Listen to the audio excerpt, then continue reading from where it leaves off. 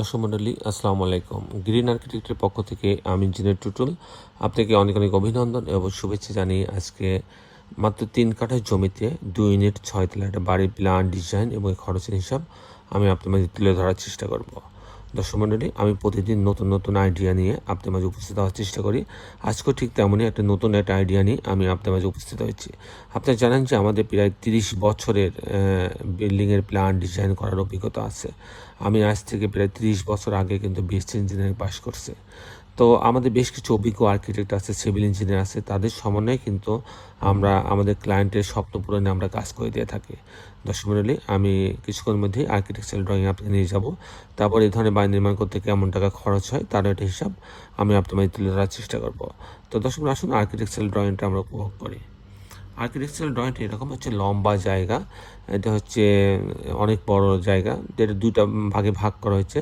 সামনের অংশটাতে আপনার পার্কিংয়ের জন্য রাখা হয়েছে, তারপর গ্যাস সিলিন্ডার রাখার ব্যবস্থা রাখা হয়েছে, ইলেকট্রিক্যাল মেকানিক্যাল রুম রাখা হয়েছে আলাদা, তারপরে গার্ডের জন্য একটা আলাদা একটা ইউনিট রাখা হয়েছে, আর পিছনে একটা দুটা বেডরুম, দুটা বাথরুম, কিচেন, ড্রয়িং ইউনিট করা হয়েছে। এখানে হচ্ছে সিঁড়ি এবং লিফট বসানো হয়েছে। আমি যদি টিপিক্যাল ফ্লোর প্ল্যানটা দেখাই আপনাদের মাঝে, টিপিক্যাল ফ্লোর প্ল্যানটা এরকম যে আপনি পার্কিং জোন দিয়ে লিফটের এবং সিঁড়ির লবিতে আসবে। তারপর ইউনিট এ এবং ইউনিট বি দুটি ইউনিট করা হয়েছে। ইউনিট এতে যদি যাওয়া যায়, এই দরজায় ঢুকবে, ঢোকার পরে একটা ড্রয়িং রুম পাচ্ছে, এখানে একটা কমন টয়লেট রাখা আছে, এখানে একটা গেস্ট বেড রাখা আছে, এর সঙ্গে একটা বারান্দা রাখা আছে। ইচ্ছে করলে এটা আপনাকে টয়লেটও বানাইতে পারবেন। আর এখানে হচ্ছে আলাদা ডাইনিং করা হয়েছে, ডাইনিংটা আলাদা করা হয়েছে।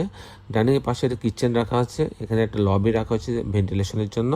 এটা একটা বেডরুম, এই বেডরুমের সঙ্গে একটা বারান্দা রাখা আছে। এটা একটা মাস্টার বেডরুমের সঙ্গে একটা টয়লেট অ্যাটাচ করা আছে। এই হচ্ছে 3টা বেডরুম, 3টা বাথরুম, কিচেন, ড্রয়িং ডাইনিং দিয়ে ইউনিট এটা সাজানো হয়েছে।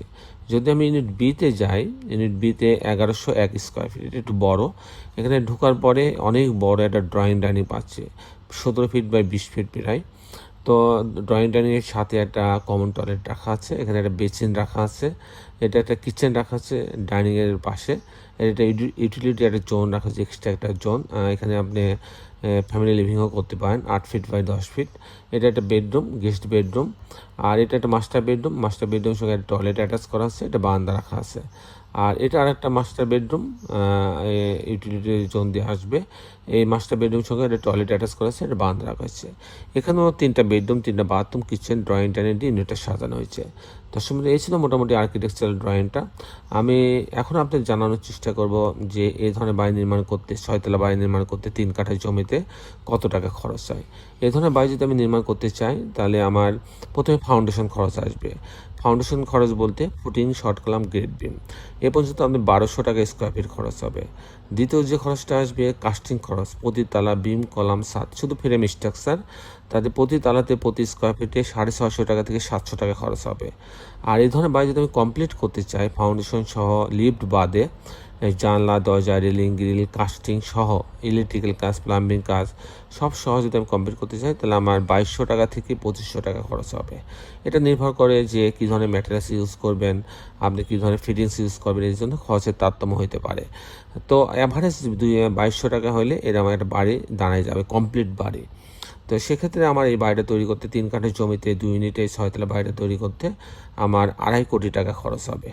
2.5 কোটি টাকা খরচ হবে। দর্শক মণ্ডলী, এই ছিল মোটামুটি আজকে আমার উপস্থাপনা। আপনারা যারা দেশে এবং দেশের বাইরে আমার এই ভিডিওটি দেখলেন, সবাইকে আমি আমার প্রতিষ্ঠান গ্রিন আর্কিটেক্টের পক্ষ থেকে অনেক অনেক অভিনন্দন এবং ধন্যবাদ জানাচ্ছি। দর্শক মণ্ডলী, শেষে বেলে একটি কথা, আসুন আমরা সবাই আমাদের এই সুন্দর পৃথিবীটাকে সুন্দর রাখার জন্যে অন্তপক্ষে একটি করে গাছ লাগাই। সবাই ভালো থাকবেন।